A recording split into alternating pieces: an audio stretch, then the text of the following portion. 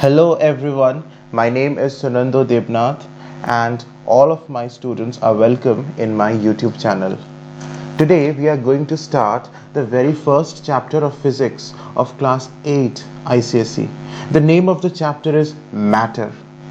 So what we are going to study in this video for today, this is the first lecture for this chapter. So let us see what are the topics that we are going to cover in this video. So the first topic we are going to study is what is matter. Matter किसको कहेंगे? Isn't it? The name of the chapter is matter. लेकिन matter का मतलब क्या होता है? किसे हम matter कहेंगे? So that we are going to study. We are also going to study what is the composition of matter. Matter किस चीज का बना हुआ है. So in this context we will discuss that matter is made up of very tiny particles called molecules. We will discuss on that. और वो जो molecules जिससे matter बना होता है उसके characteristics क्या है, उसके behavior क्या है, तो उसे भी हम पढ़ेंगे, characteristics of molecules. And in the same topic we will also study two kinds of forces.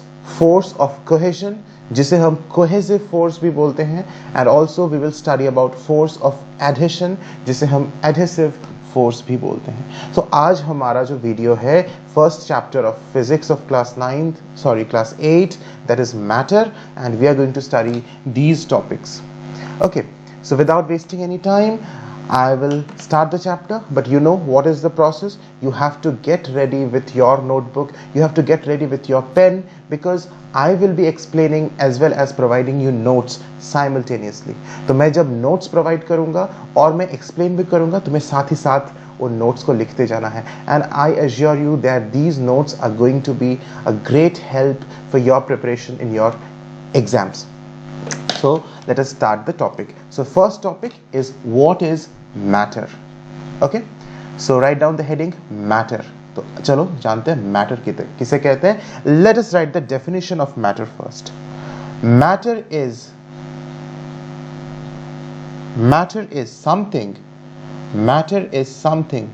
ऐसा कोई भी चीज, उसे हम matter कहेंगे, which occupies space. Understand these words.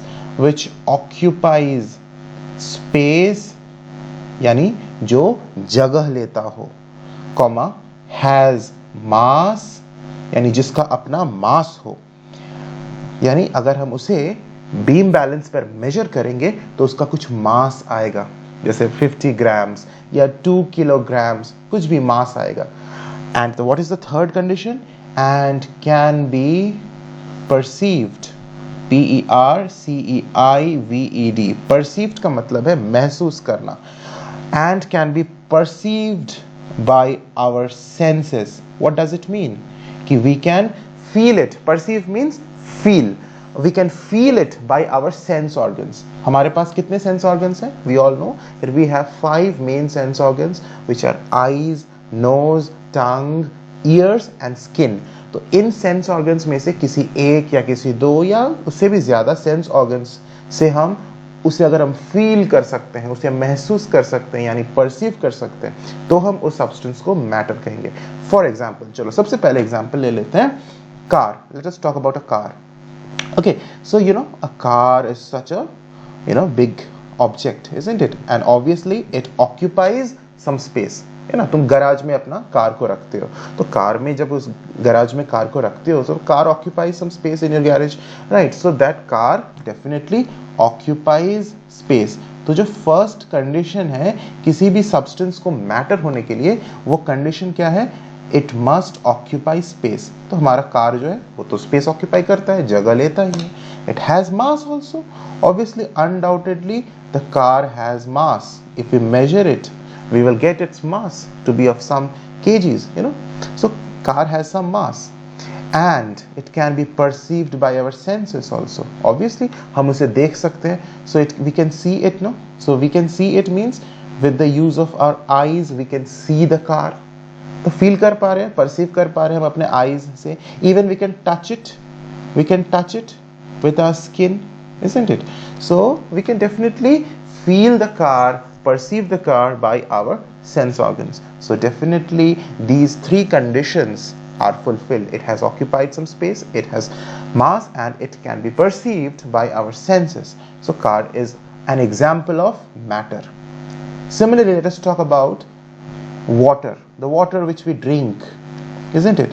You take an empty glass and then you pour some water to it. So what has this water done? This water has occupied some space in the glass. पहले एक glass में पानी नहीं था, लेकिन बाद में मैंने जब पानी डाला तो उस ग्लास के अंदर का कुछ जगह पानी ने ऑक्यूपाई कर लिया. So it is very clear that this water can occupy space. So this we can say this water occupies space. The first condition is fulfilled. We know water has mass, isn't it? Water का हम mass को measure कर सकते हैं, तो इसमें कोई doubt नहीं है. Water has mass.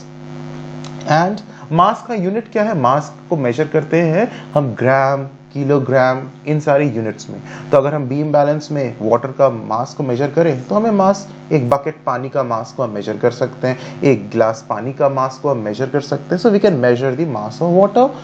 We can also perceive it by our sense organs, है ना. हम पानी को देख सकते हैं. We can touch it with the skin, isn't it? And we can, although pure water is tasteless, but the water that we drink has some taste because of the dissolved minerals. तो हम water को taste भी कर सकते हैं, isn't it? We can taste it with the use of our tongue. तो हम अपने सेंस ऑर्गन्स, आंखों से, स्किन से, जीभ से हम वाटर को परसीव कर सकते हैं. So water is an example of matter. उसी तरह से अगर हम बात करें fruit juice की, that is also matter. Milk, that is also matter. And let us talk about any gas. Let's talk about carbon dioxide. Let's talk about oxygen. Let's talk about hydrogen gas. Let's talk about air, because air is a mixture of many gases. हमारा जो हवा है आसपास, जिस हवा को हम breathe करते हैं, उस हवा में बहुत सारे गैसेस मिले हुए हैं, isn't it? गैसेस उसमें रहते हैं एयर में. तो ये जो हमारा एयर है जिसमें बहुत सारे गैसेस हैं, क्या वो एयर भी मैटर है? Yes, air is also matter. Any gas is a matter. If I say hydrogen, yes, hydrogen gas is a matter. Carbon dioxide gas is matter. Oxygen gas is matter. Although we can't see them, but we can definitely feel the air, isn't it? When the air blows, जब हवा बहती है तो हमारे skin पे लगता है और हम महसूस कर सकते हैं. We can feel the blowing wind, we can feel the blowing air on our skin. That means we can perceive it by our senses. And obviously air also occupies some space, isn't it? हवा भी जगह occupy करता है. So air occupies space. हवा का mass भी होता है. We know that we have in junior classes we have even done an experiment. The experiment is like this, कि there was a straight horizontal stick and we have tied two balloons on either ends, और दोनों balloons के जो mass थे वो equal थे. balloon के अंदर air भरा हुआ है. both of these balloons are inflated balloons and both of these balloons have equal masses of air inside it. And what happens next? Therefore, since both of the balloons have equal masses, this stick, this horizontal stick will be एकदम straight, horizontal. But suppose now you puncture one of the balloons and you burst one of the balloons. So what happens next? If one of the balloons is punctured, then what happens? You'll see that the stick is no longer horizontal. It will bend, it will get depressed like this, it will get depressed on the side in which the balloon is inflated. And the side where the balloon is deflated, means where the balloon is punctured, that end would rise up. तो किसके भार के वजह से वो नीचे झुक गया? It's obviously due to the mass of the air which is inside the balloon. So it proves that air has mass. Rather, all the gases have mass. So air हो गया, water हो गया, car हो गया, कोई भी solid, कोई भी liquid, कोई भी gas हमारा matter होता है. मैंने क्या बोला अभी? Solid, liquid, gases. These three words. Now these three words are not new, my dear student. These three words are not new. You know that what do we mean by solids, what do we mean by liquids, and what do we mean by gases. और इनको हम और detail में पढ़ेंगे. Okay, before that let us write down the examples of matter. So let us write down some examples of solid. Solid means those substances which are rigid, which are hard, जैसे मैंने example दिया था car का, वो एक solid object है, isn't it? वो भी मैटर है। जैसे मान लो तुम्हारा जो पेन या जो पेंसिल जिससे तुम लिख रहे हो, that is also an example of matter, isn't it? The bottle is an example of matter. Okay, these are all solid objects. The walls of your room, that is an example of matter, that is a solid. Similarly, let's talk about some liquids now. So liquids are not rigid, they are not hard, they can flow, isn't it? Like water is a liquid, they can flow easily. Then what? Let's talk about milk, that is a liquid. Let's talk about oil, that is a liquid. So all these are examples of matter. Now let us write down some examples of gases. Let's talk about hydrogen gas. Yes, hydrogen is an example of matter. Let's talk about oxygen gas, that is an example of matter. Let's say air, that is an example of matter. So you see, these examples are from solids, these examples are from liquids, and these three examples, last three, are from examples of gases. So you see, these are the three main categories, or we can say these are the three main types of matter. तो कोई अगर तुमसे पूछ दे types of matter क्या होते हैं, कौन कौन से types of matter होते हैं, तो you can name, no, solids. Solid is a type of matter. और इसके examples भी अब तुम दे सकते हो कि नहीं? मैंने तो कुछ examples दिया है, इनके अलावा भी तुम काफी सारे एग्जाम्पल्स अपने से सोच सकते हो. So I think you can now think for different examples of solids, liquids and gases. Now you will be surprised to know that these are not only the three types of matter, there are even two more states of matter. You will be surprised to know that, which we are not obviously going to study in this level. तुम class 8 में हो, और class 8 में only you have to study these three states of matter, these three types of matter. But for your knowledge, let me tell you the other two states of matter. Number 4th is plasma. What is that? Plasma, yes. And number 5th is Bose-Einstein condensate. Bose-Einstein condensate. So these are there are totally 5 different states of matter, out of which these 3 are there in your syllabus and you have to study about them. And these two, number 4 and number 5, plasma and Bose-Einstein condensate, you'll study in your higher classes, in your research work and all. Okay, now let us move to the next topic of discussion कि ये जो matter क्या है, ये तो हम समझ गए matter क्या है. अब matter किस चीज से बना हुआ है? That means we are going to discuss about composition of matter. Composition of matter. So write down फटाफट, मेरे साथ साथ लिखते रहो whatever I am writing. So composition of matter. Matter क्या composition है, किस चीज से बना हुआ है? Okay, matter चाहे वो कोई भी matter हो, solid हो या liquid हो या gas हो, yes, चाहे वो कोई भी matter हो, वो matter छोटे छोटे particles से बना हुआ है. They are made up of very very small particles, and those particles are known as molecules. Those small particles are known as molecules. Molecules का जो सबसे पहला concept किसने दिया था? उनका molecules का concept सबसे पहले दिया था महर्षि कनाद ने. So you know, it's a pride for us, isn't it? कि this is an Indian rishi, Maharishi Kanad. He gave the concept of molecules, and what he did not coin the word molecules. उन्होंने molecule word coin नहीं किया, उन्होंने कहा अणु. अणु means very very small particles. उन्होंने कहा कि मैटर छोटे छोटे टाइनी पार्टिकल से बने हुए हैं और उन्हें कहते हैं अणु. तो बाद में इसी अणु को इंग्लिश में हम कहने लगे मॉलिक्यूल्स. और हम जानते हैं कि molecules are also made up of even smaller particles known as atoms, और एटम्स को फिर हम कहते हैं परमाणु, यानी परम अणु. अणु का अणु भी जिससे बना हुआ है वह परम अणु या परमाणु. उसका अगर हम संधि करेंगे तो परम अणु बन जाता है परमाणु. So these are the Hindi words. Anu is for molecules and Parmanu is for atoms. So basically we are going to talk that matter is made up of tiny particles known as molecules, and this molecule can exist free in nature. ये nature में freely पाया जा सकता है. So let us write down whatever we have studied. That matter, write down, is composed matter is composed of tiny particles, बहुत छोटे छोटे particle से बना हुआ है, ठीक है, called molecules. Now let us understand with the help of a diagram कि मैंने तो बोल दिया कि कोई भी मैटर छोटे छोटे पार्टिकल्स यानी मॉलिक्यूल्स से बने हुए हैं, ठीक है. तो चलो मैं एक सॉलिड का एग्जांपल लेता हूं. Let's talk about a block of iron. Suppose this is a block of iron. Imagine करो this figure is a block of iron. लोहा का एक ब्लॉक है. Obviously this is a solid body. Solid है ना, लोहा का ब्लॉक तो ऑब्वियसली सॉलिड होगा, हार्ड एंड रिजिड होगा. तो इसके जो मॉलिक्यूल्स हैं उसका मॉलिक्यूलर अरेंजमेंट कैसा होगा, क्योंकि मैंने तो अभी भी बोल दिया कि कोई भी मैटर हो, चाहे वो सॉलिड हो, लिक्विड हो या गैस हो, वो बना हुआ है मॉलिक्यूल्स से, टाइनी पार्टिकल से. तो इस लोहा का जो टुकड़ा मैंने लिया है वो भी बना हुआ है मॉलिक्यूल्स का. तो वो मॉलिक्यूल्स का अरेंजमेंट होगा कि the molecules in a solid are very closely packed.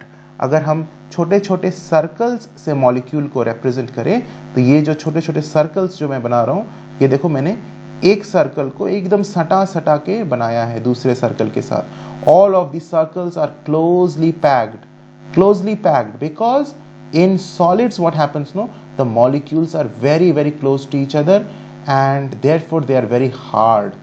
Obviously some of my circles are becoming smaller and some of my circles are becoming bigger, but that should not be the case.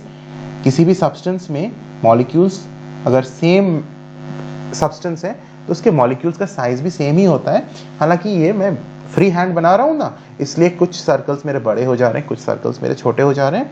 तो that is due to because I am drawing with free hand.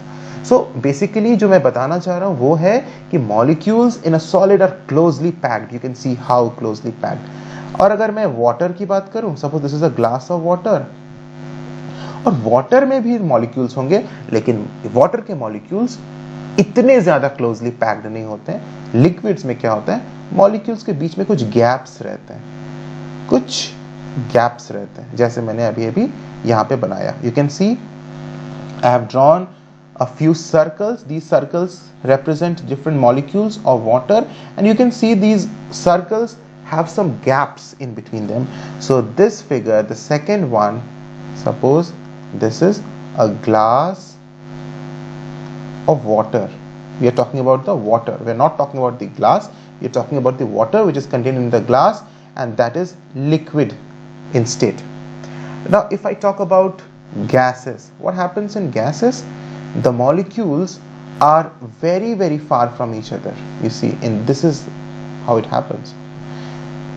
So you see the molecules are even more far from each other than in case of liquids. Liquids में भी जितना close नहीं है, उससे भी जितना दूर नहीं है मॉलिक्यूल्स एक दूसरे से, उससे कहीं ज्यादा दूर गैसेस में होते हैं. तो गैसेस में तो मॉलिक्यूल्स बहुत ज्यादा दूर दूर पे होते हैं. So this last figure is actually molecular arrangement of any gas. It can be any gas. So you see, you can now imagine, now you can compare these three kinds of molecular arrangements.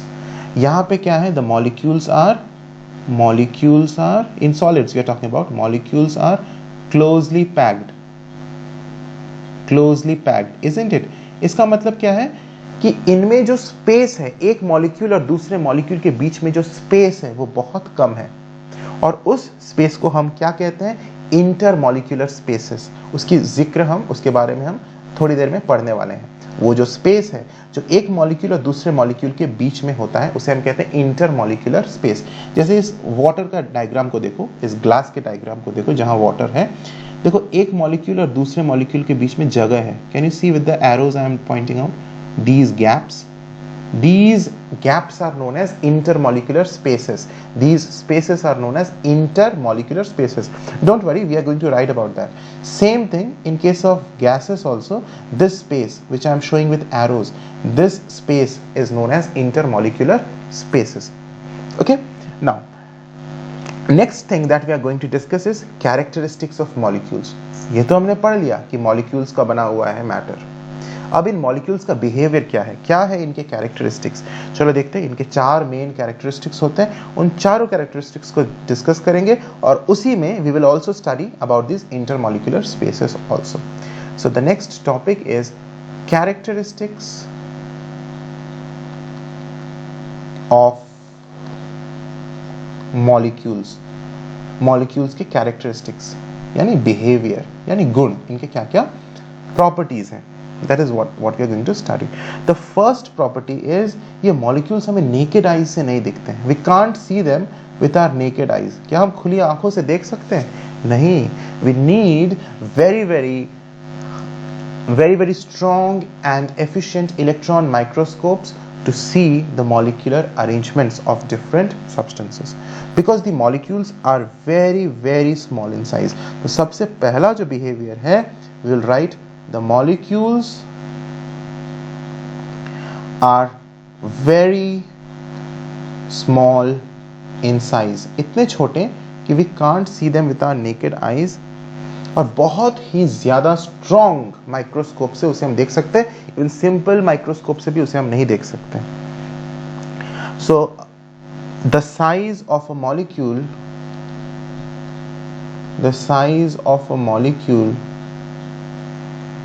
is of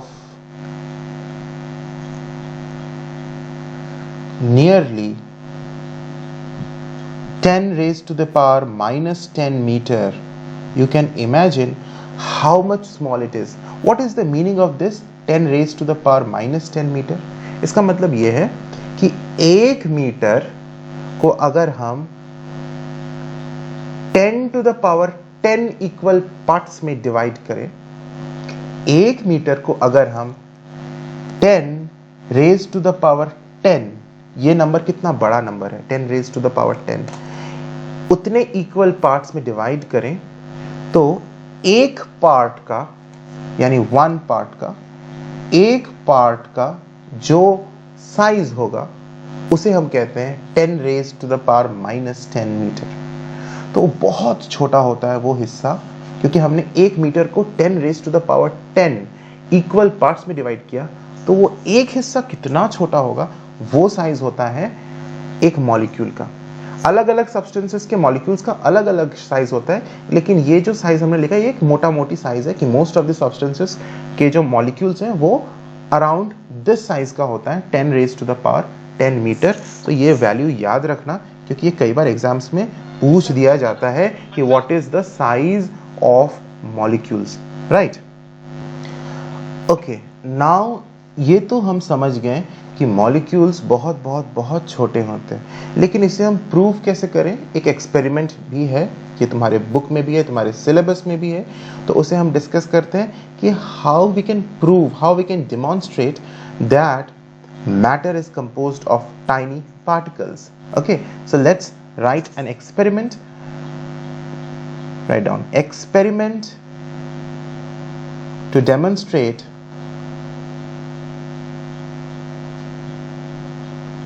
that matter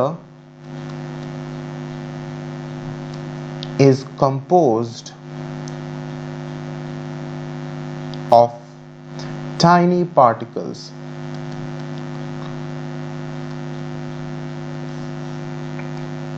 तो इस experiment में हमें करना क्या है? हमें basically बहुत simple experiment है। हम एक बीकर लेंगे, we will take a beaker and in this beaker we will put some water and into this water we will put a few drops of potassium permanganate या few crystals of potassium permanganate. तो हमने कुछ crystals डाल दिया potassium permanganate के। ये जो potassium permanganate के क्रिस्टल्स होते हैं ना, ये पर्पल कलर या पिंक कलर का इसका कलर होता है, और ये पूरे लिक्विड को पर्पल या पिंक कलर में कन्वर्ट कर देता है, पर्पलिश पिंक कलर में। तो जैसे ही मैंने इसमें कुछ क्रिस्टल्स डाला पोटेशियम परमैंगनेट के, वो क्या किया और उसको मैंने डिसॉल्व कर लिया, the entire liquid now becomes purple in colour. Okay, it is very deep purple right now. Now what happens? From this I just took maybe say ये पूरा बीकर में से मैंने बहुत कम, मे बी ओनली 100 ml मैंने यहाँ से लिया और मैंने साफ पानी में, दूसरे मेरे पास बीकर था, उस बीकर में साफ पानी था, क्लियर वाटर था, और उस क्लियर वाटर में मैंने 100 ml यहाँ से उठा के इसमें ट्रांसफर कर दिया। और मैंने देखा कि ये जो क्लियर वाटर मैंने लिया दूसरा बीकर, वो भी पर्पल में कन्वर्ट हो गया डिसॉल्व करने के बाद, लेकिन उतना डीप पर्पल नहीं था, लेस डीप पर्पल। उसका सेकेंड वाला क्या होगा ना, लेस डीप पर्पल। अब जो मैंने लेस डीप पर्पल सोल्यूशन मुझे मिला, वहां से मैं फिर 10 ml उठाया लिक्विड, और फिर मैंने एक तीसरा बीकर लिया जिसमें क्लियर वाटर रखा हुआ था और उसमें मैंने ट्रांसफर कर दिया। और जैसे ही मैंने क्लियर वाटर में सेकेंड वाले बीकर से 10 ml डाला, तो ये थर्ड बीकर भी पर्पल हो गया। अब इसमें जो पर्पल कलर था वो और लेस डीप था, so it is even less deep purple, वो और ज्यादा लाइट पर्पल था, लेकिन पर्पल टिंज तो आया ही। और फिर मैंने यहां से फिर 10 ml उठाया और फिर मैंने एक फोर्थ बीकर में मैंने उसे ट्रांसफर किया जिसमें क्लियर वाटर था पहले से, और फिर मैंने देखा कि ये जो फोर्थ बीकर है वो भी light purple, very light purple में चेंज हो गया, लेकिन चेंज पर्पल कलर उसमें भी आया। और फिर मैं अगर यहां से भी 10 ml उठा के एक फिर से एक पांचवें बीकर में डालूंगा जिसमें क्लियर वाटर पहले से था, तो इवन फिर मुझे पर्पल कलर का सॉल्यूशन मिल जाएगा, which will be very light purple. इस तरह से मैं अगर चलता जाऊंगा ना, तो काफी बीकर्स मुझे लग जाएंगे पूरा क्लियर लिक्विड पाने में, फिर भी शायद एग्जैक्टली क्लियर लिक्विड मुझे ना मिले, पर्पलिश टिंज तो रहेगा ही। तो यानी what is happening, that there are millions of tiny particles in a crystal of potassium permanganate। जब मैंने यहाँ पे बस फर्स्ट बीकर में 3 या 4 क्रिस्टल्स डाले थे पोटेशियम परमैंगनेट के, कितने डाले थे देखो, मैंने फिगर में 3 क्रिस्टल्स बनाए हैं, तो मैंने 3 या 4 क्रिस्टल्स डाले थे पोटेशियम परमैंगनेट के फर्स्ट वाले बीकर में, जिसने डीप पर्पल रंग को इंपार्ट किया था। लेकिन धीरे धीरे धीरे मैंने जब ट्रांसफर करता गया, what happened, these tiny particles which are present in the crystal of in one crystal of potassium permanganate, they evenly spread in water, पानी में पहले तो ये evenly spread हुआ, and each dilution spread them further as the water molecules increase। और फिर वो जो छोटे छोटे particles हैं, वो particles move करते गए आगे आगे आगे के बीकर में, आगे के बीकर में। ये तभी संभव हो पाया जब जो क्रिस्टल है पोटेशियम परमैंगनेट का, वो बहुत छोटे छोटे छोटे छोटे मिलियंस ऑफ टाइनी पार्टिकल से बना हुआ है, इसीलिए वो इतने दूर तक, इतने बीकर्स तक वो ट्रांसफर होता गया। तो इतने छोटे हैं कि वो स्प्रेड करता गया आगे तक। तो इससे यही प्रूव होता है कि matter is made up of very very tiny particles. Okay, so this is the experiment. Now you can write this experiment in your own words. I'll just dictate something, you can just write it down. Basically, if you have understood the experiment now, you can even write it in your own words. So what we are doing, we are taking 4 small beakers. Basically, let's talk about 4 small beakers and 1 main beaker in which we have prepared the main solution of potassium permanganate. So overall we need 5 beakers, 1 main beaker and then 4 small beakers, ठीक है ना। So we will take first we will take a clean beaker and we'll put some water into it, maybe 100 ml of water into it, and then what, or maybe 200 ml of water into it, and then we will add 3 or 4 crystals of potassium permanganate, and then we will stir the solution and we will dissolve it completely, ठीक है, we'll dissolve the solution completely, and then from that 200 ml that we have prepared, we will take 100 ml of that solution and we will put in a small beaker that we have taken, in which some clear water was taken initially. And what do we observe? We observe that the solution turns pink, but light pink or light purple. And then again we will take 10 ml from the second beaker and we will transfer into a third beaker where we have kept some clear water and dissolve it. We will even see that the solution turns pinkish or purplish, but less pinkish or less purplish, and then we will again do the same thing. You can write it down, and this continues. What we will write in the end, we will see that the solution is still pink in color even in the fourth small beaker, isn't it? So this experiment shows that there are millions of tiny particles in a crystal of potassium permanganate which evenly spread out in water, and each dilution spreads them further as the water molecules increase. Hence the pink color becomes fainter and fainter, yeah, purple color becomes fainter and fainter. So this is the experiment. I hope this is very clear. Now let's talk about the second characteristic of molecules.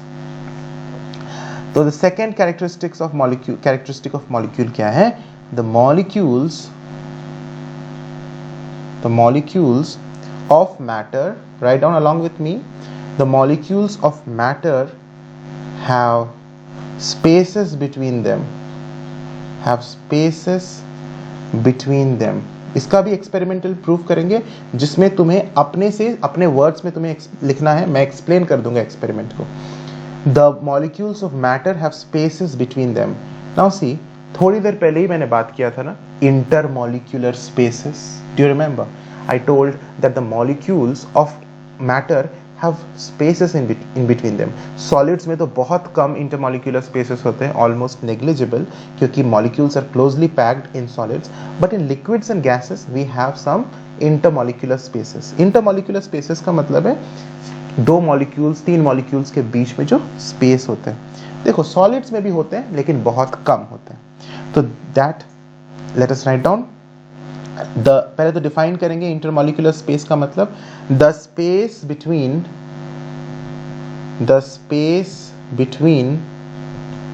The molecules of matter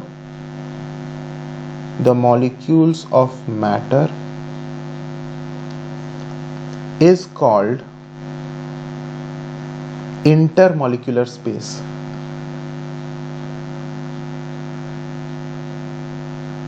intermolecular space, उसे हम कहते हैं intermolecular space. Obviously ये जो intermolecular space है बहुत कम होता है सॉलिड्स में. So it is less in solids, almost negligible होता है. It is very less in solids, more in liquids. Liquids में ज्यादा होता है सॉलिड्स की तुलना में, मोर इन लिक्विड्स, और सबसे ज्यादा and still more in gases. Gases में तो सबसे ज्यादा intermolecular spaces होता है. So this is the definition of intermolecular spaces. Okay, underline it and write it down. This definition comes too often in your exams. Now we are going to discuss about an experiment once again, next experiment, to demonstrate that yes, intermolecular spaces exist. So write down, experiment to demonstrate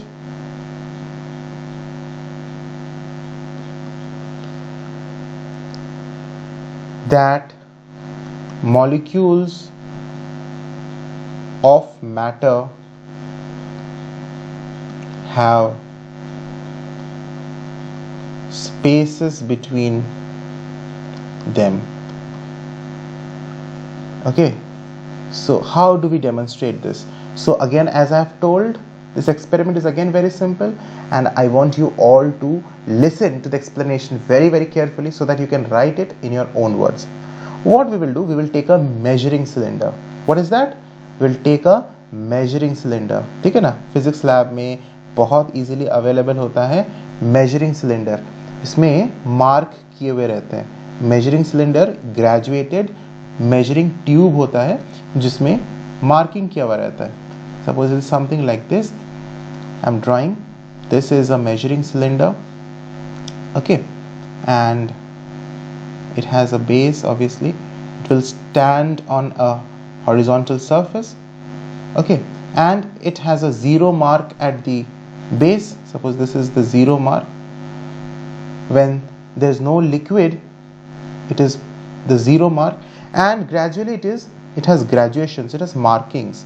Okay, it's a measuring cylinder. Obviously what is the purpose? The purpose of measuring cylinder is to measure the volume of liquids. Now suppose here it is 100 and 100 ml. So मैंने 100 ml का मैंने क्या किया ना, suppose liquid मैंने ले लिया, 100 ml का लिक्विड मैंने इसमें भर दिया, may be water, I have taken 100 ml of water. Okay, this is possible. Now what do I do, मैं तो लेवल आंख से देख लिया कि ये 100 ml है. कितना ml है? 100 ml मैंने पानी भर लिया, नो कंफ्यूजन. फिर मैंने क्या किया ना, इसमें मैंने थोड़ा सा I've taken some grains of salt or sugar, maybe 1/4 teaspoon, maybe 1/4 teaspoon of salt, the salt जो हमारे किचन में है, कॉमन सॉल्ट या शुगर, और इसमें मैंने डाल दिया. जैसे ही मैं इसमें डालूंगा, ऑब्वियसली पानी का लेवल क्या हो जाएगा, विल कम अप. थोड़ा सा तो ऊपर आ जाएगा ना पानी का level, maybe it will come to 102 ml. जैसे ही मैंने इसमें, सपोज मैंने चीनी लिया, मैंने इसमें चीनी डाल दिया, तो क्या हो जाएगा, पानी का लेवल तो ऊपर आ जाएगा. Now I will stir it. What will I do, I will stir it, and we have to be careful that while stirring no water should come out of the measuring cylinder. बहुत ध्यान से हमें stir करना है, and we have to dissolve the complete salt. जो थोड़ा सा मैंने सॉल्ट डाला, वो सॉल्ट को या जो शुगर डाला, उस शुगर को मुझे कंप्लीटली डिसॉल्व करना है. And you know, magic will happen. जैसे ही पूरा नमक या पूरा चीनी डिसॉल्व हो जाएगा, you will see the level of water has again come back to 100. Can you believe, the level of water will again fall back to 100 ml. तो dissolve होने से पहले तक तो वो 102 में था, जैसे जैसे डिसॉल्व होने लगा उसका लेवल गिरने लगा, और पूरा डिसॉल्व होने के बाद फिर से वो अपने इनिशियल लेवल पे आ गया, इनिशियल लेवल पे आ गया. तो भैया ये तो मैजिक है. Where did the sugar go, where did the salt go? ऐसा तो नहीं है कि डिसॉल्व होने के बाद वो वहां से मैंने उसको निकाल लिया. नहीं, डिसॉल्व होने के बाद भी वो उसी लिक्विड में है, उसी मेजरिंग सिलेंडर में है, लेकिन वो कहां गया? Okay, where did it go? It actually occupied the spaces between the molecules of water. अब मैं डायग्राम से समझाता हूं. देखो, मान लो कि अब मैंने मैग्नीफाइड व्यू में बना रहा हूं. This is suppose that measuring cylinder, and मैं ब्लू से ना, I will use the blue colour to show the molecules of water. Suppose these are the molecules of water. Okay, देख रहे हो ना, लिक्विड है तो इंटरमॉलिक्यूलर स्पेसेस तो होंगे, एक मॉलिक्यूल और दूसरे मॉलिक्यूल के बीच में कुछ स्पेसेस हैं, ठीक है ना. तो these blue colored circles are molecules of water, और मैं येलो से बनाऊंगा चीनी के मॉलिक्यूल्स, शुगर के या नमक के मॉलिक्यूल्स, जो भी मैंने डाला है. Now while after dissolving, जब मैंने डिसॉल्व कर लिया, तो ये जो मॉलिक्यूलर स्पेसेस है ना, इनके बीच में जाके ये नमक या चीनी के मॉलिक्यूल्स बैठ जाते हैं. ये जो इंटरमॉलिक्यूलर स्पेसेस हैं वहां जाके बैठ जाते हैं. तो हाइट कैसे बढ़ेगा, हाइट कैसे बढ़ेगा? इनके बीच में जो जगह है उस जगह में जाके ऑक्यूपाई कर लेता है, जगह में ऑक्यूपाई कर लेगा. इसका मतलब हाइट तो इंक्रीज नहीं करेगा, क्योंकि ऑलरेडी तो वो जगह पहले से ही था ना. जब शुगर मैंने डिसॉल्व किया भी नहीं था, जब मैंने शुगर उसमें डाला भी नहीं था, that time also there was some space between the water molecules, और उसी जगह में जाके वो जाके बैठ गया. तो हाइट तो बढ़नी नहीं चाहिए, क्योंकि वो तो जगह खाली था, उस खाली जगह में जाके वो बैठ गया. कौन बैठ गया? सॉल्ट पार्टिकल्स या शुगर के मॉलिक्यूल्स, वो जाके बैठ गए. And that is the reason why the level of water did not increase after the solute is dissolved. Solute means I'm talking about the salt or the sugar is dissolved. After that the level of water did not rise. So इससे ये prove होता है ना कि molecules of matter के बीच में intermolecular spaces होते हैं. अगर intermolecular spaces नहीं होंगे तो ये चीनी डालने के बाद ये ऊपर पानी का वॉल्यूम बढ़ा हुआ ही रहता, लेकिन ऐसा हुआ नहीं. इसका मतलब है कि जरूर स्पेसेस हैं मॉलिक्यूल्स के बीच में, और जहां पे जाके ये चीनी या नमक जाके बैठ गए हैं, डिसॉल्व हो गए. So this is actually what happens. Now you can write down in your own words. So what can you write? You can simply write that we will take 100 ml of water in a measuring cylinder, and we will gently add maybe 20 grams of salt in water and stir it well so as to dissolve the salt evenly in water. It is noticed that the level of water does not change. Water का level change नहीं होता है. And it shows that the molecules of salt occupy the spaces between the molecules of water. और ये बहुत ज्यादा important question है. मैं फिर से इसको एम्फेसिस दे रहा हूँ, ये क्वेश्चन एग्जाम में आता है कि क्यों लेवल राइज नहीं करता है. तुम्हें लिखना होगा the level, please note it down, I am telling it is very important. The level of water does not rise because the molecules of salt occupy the spaces between the molecules of water. I hope you have written whatever I have dictated. If you have not written, please pause the video and write down. I'm repeating it. The level of water does not rise because the molecules of salt, या फिर अगर question में sugar दिया हुआ है, you have to write the molecules of sugar occupy the spaces between the molecules of water. ठीक है, तो ये हमारा सेकेंड कैरेक्टरिस्टिक भी कंप्लीट हो गया. Let us move to the third characteristic, which is what? Yes, the molecules, write down, the molecules of matter are in constant motion. Constant motion में है as they possess kinetic energy, as they possess kinetic energy. ये may be नया word है ना तुम लोगों के लिए, kinetic energy. Some of you must not have heard it before. ये क्या वर्ड सर ने यूज कर दिया, और कुछ लोग पहले भी सुने होंगे. And for some people it's not a new word. देखो बहुत सिंपल है. काइनेटिक एनर्जी, एनर्जी का मतलब ऊर्जा. तो काइनेटिक एनर्जी एक ऐसा ऊर्जा बॉडी में, जो भी कोई भी बॉडी जो मोशन में रहता है उसमें ये एनर्जी रहता है. कोई भी बॉडी अगर वो मोशन में है, it will definitely possess kinetic energy. Suppose you are running, जब तुम दौड़ रहे हो, you are in a state of motion, right?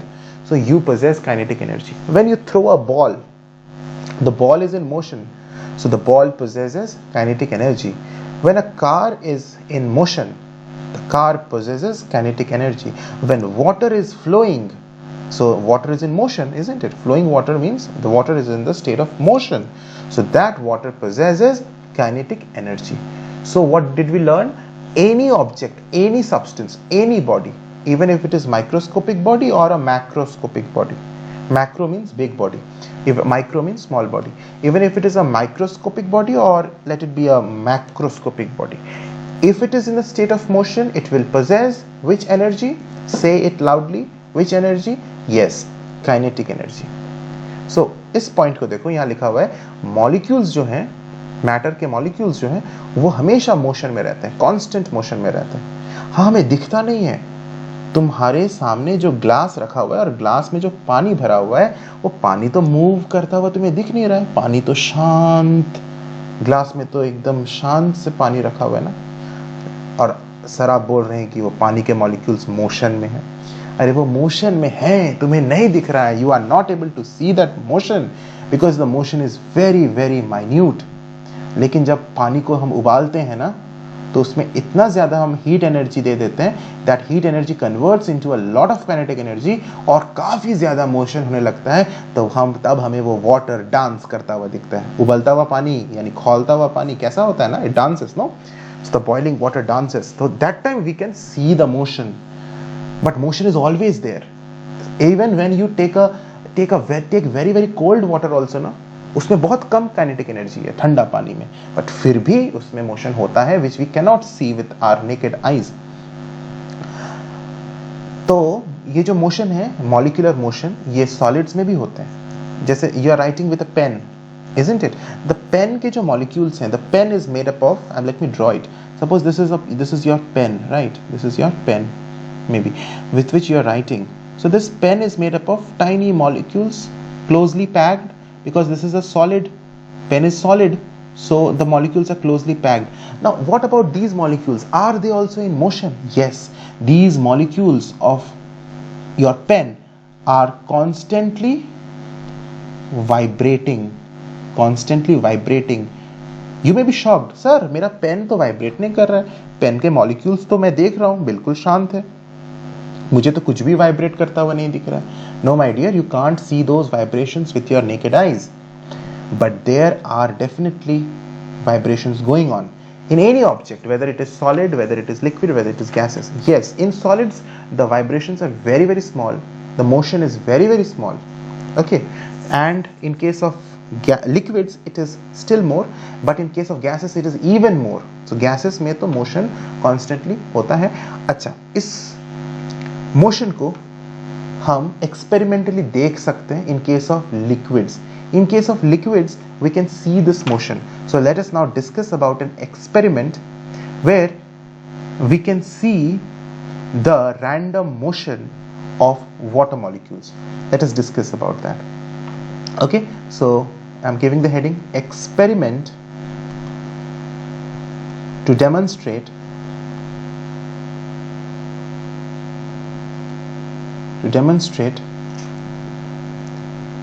motion, या molecular motion. We can say to demonstrate molecular motion in water. देखो experiment बहुत simple है. What do we do? What do we need to do? We'll take a beaker and fill it partly with water. What do we do? We'll take a beaker और उस beaker में हम थोड़ा सा पानी भरेंगे. Maybe half of the beaker is filled with water. And we will add some lycopodium powder.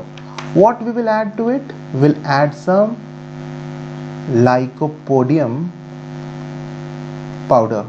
इस powder के जो पार्टिकल्स होते हैं बहुत लाइट होते हैं और येलो कलर्ड के होते हैं.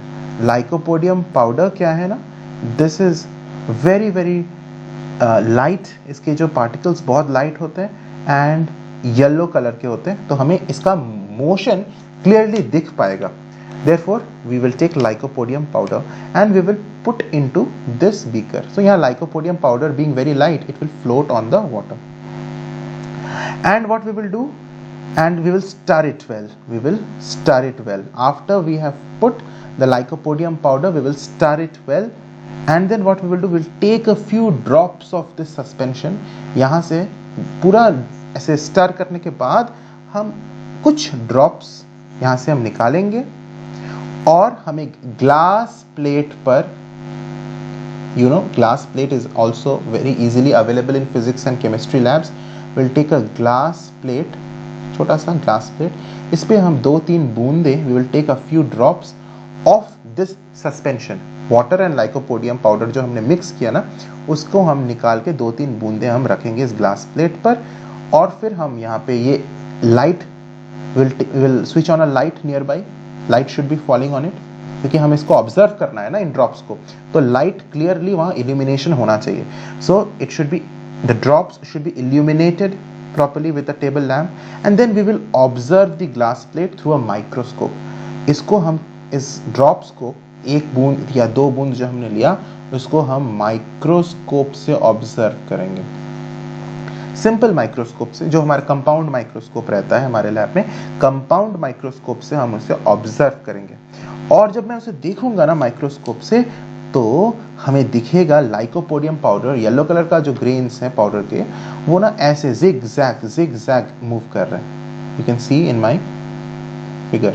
इसका कोई रैंडम पाथ नहीं, जिग जैग ऐसा ये lycopodium powder, fine particle of lycopodium powder का पाथ इस तरह से हमें जिग जैग मोशन दिखेगा. तो ये लाइकोपोडियम पाउडर जो मूव कर रहा है वो एक्चुअली वाटर मॉलिक्यूल्स जो मूव कर रहे हैं उस ड्रॉप में, जो वाटर मॉलिक्यूल्स मूव कर रहे हैं ना, उसके साथ साथ ये लाइकोपोडियम पाउडर भी मूव कर रहे हैं. तो ये लाइकोपोडियम पाउडर किसके साथ साथ मूव कर रहा है? ये जो वाटर मॉलिक्यूल्स है इस छोटे से ड्रॉप में, यानी ये वाटर मॉलिक्यूल्स जो इस ड्रॉप में है वो रैंडम मोशन में है और उसी मोशन के वजह से ये लाइकोपोडियम पाउडर भी उसके साथ साथ मूव कर रहा है. So यही है reason. The reason is what? That the molecules of water are in random motion which collide with the suspended particles of lycopodium powder and make them to move in a zigzag path. और ये जो zigzag motion है ना, इसी को कहते हैं Brownian motion. ये zigzag motion को कहते हैं Brownian motion. Now, what do I want you to write down? I want you to write down this experiment. I am dictating once again, or I am reading, I am speaking out once again what you can write down. We'll take a beaker, we will fill it partly with water, and we will add some lycopodium powder in the beaker and stir the contents of the beaker very well. Now we will take out a few drops of this suspension on a glass plate and place it on a table and illuminate it with a table lamp. Now we will observe the glass plate through a microscope, and we will see that the particles of lycopodium powder move rapidly in a random manner and their path is zigzag. And what the reason is that the molecules of water are in random motion, which collide with the suspended fine particles of lycopodium powder and make them move in a zigzag path. This random zigzag motion of the molecules is known as Brownian motion. Robert brown ने सबसे पहले इस motion को observe किया था और उन्हीं के नाम पर इस मोशन का नाम है Brownian motion.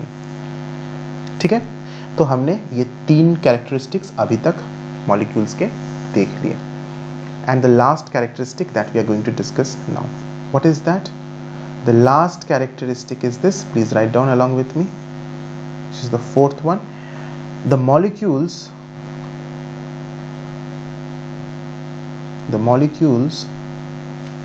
attract each other. Attract each other. एक दूसरे को attract करते हैं. Yes, my dear student. Suppose I have taken a glass full of water.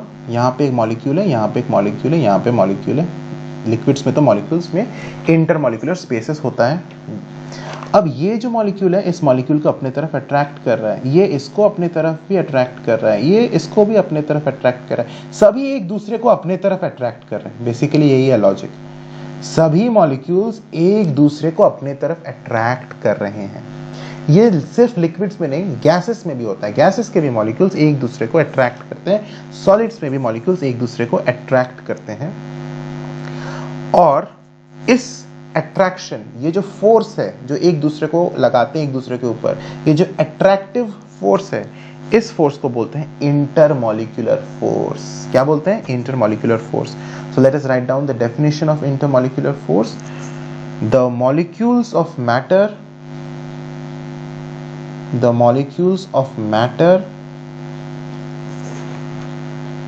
exert a force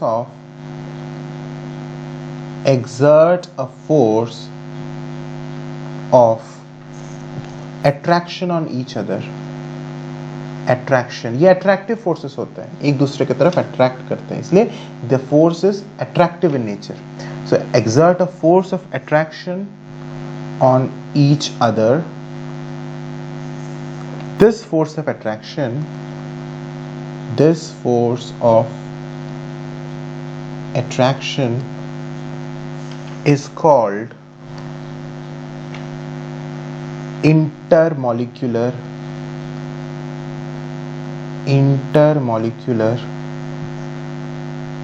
force.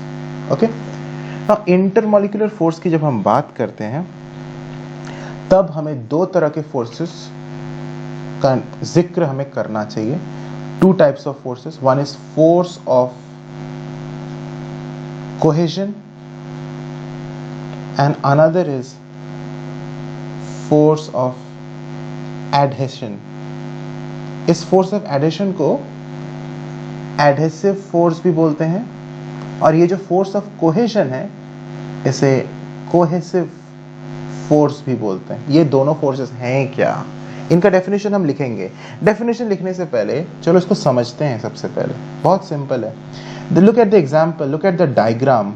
देखो मैंने ये डायग्राम बनाया, इसमें वाटर मॉलिक्यूल एक दूसरे वाटर मॉलिक्यूल को अट्रैक्ट कर रहा है, फिर ये सारे वाटर मॉलिक्यूल्स एक दूसरे को अपने तरफ अट्रैक्ट कर रहे हैं. ये जो सिमिलर काइंड्स के सब्सटेंसेस के मॉलिक्यूल्स एक दूसरे के मॉलिक्यूल्स को अट्रैक्ट करते हैं.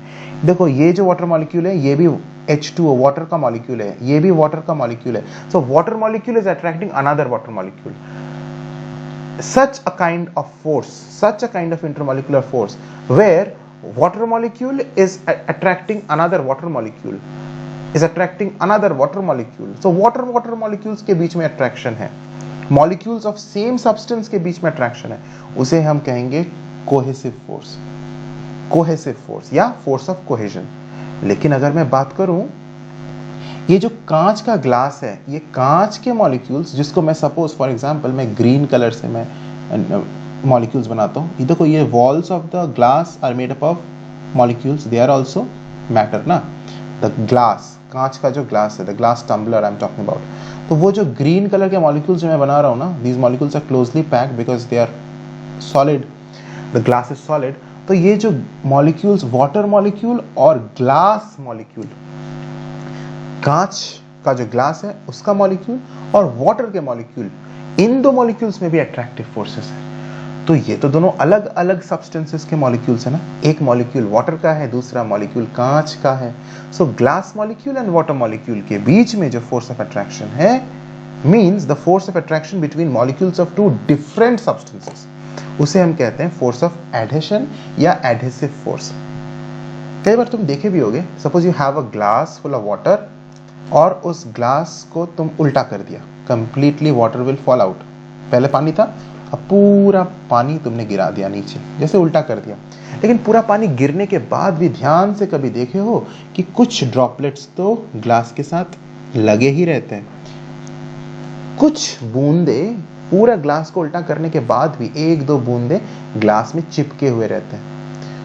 कौन से फोर्स से वो चिपका हुआ है, एक दो बूंद, जिसको ग्रेविटी नहीं गिरा पा रहा है?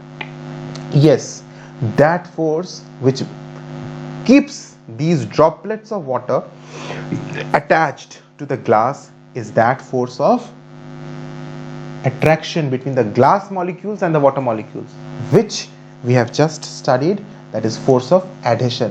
ये वो force of adhesion के वजह से ही ये glass molecule और water molecule के बीच में जो force of attraction है, उसके वजह से वो गिर नहीं रहा है।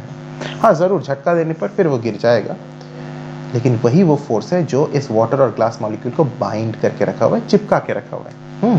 So this is very very important topic, force of adhesion and force of cohesion.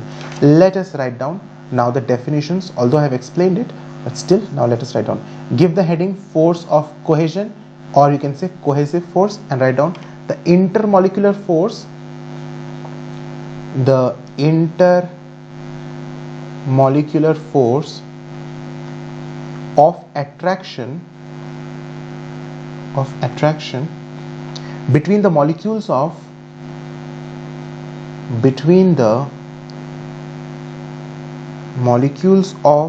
the same substance, and please underline the word same substance, this is very very important. Molecules of the same substance is called force of cohesion. I hope you have understood. Now there is no doubt in this. The next kind of force is force of adhesion, जिसे हम कहते हैं adhesive force. इसका definition लिखते हैं।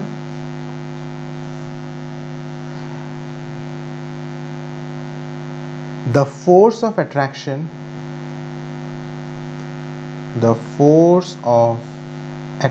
between the molecules of two different substances, between the molecules of two different substances, and underline molecules of two different substances, इसको underline कर लो, is called force of adhesion, right? So यही दो forces हैं जिसके वजह से लिक्विड्स का surface tension और विस्कोसिटी होता है। These are two new words for you, and you will study about these two things in your higher classes, ठीक है ना? तो आज हम यहीं तक हमारा वीडियो करते हैं। In the coming video we will talk about the different states of matter, solid, liquid and gases, and even their properties and molecular models पे भी हम और ज़्यादा डिस्कस करेंगे। Okay, so till then, stay good and God bless you everyone.